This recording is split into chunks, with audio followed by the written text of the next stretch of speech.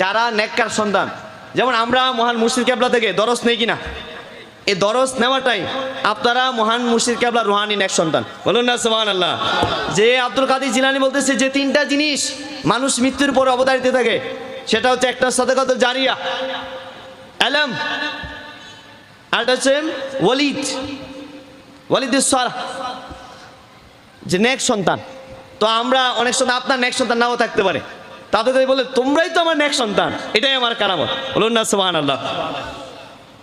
তারপর উনি বলতেছেন USA, Europe, there are a lot of fellows of Abdul Qadir Jilani because there are a lot of people love Abdul Qadir Jilani for Prophet sallallahu alaihi wasallam।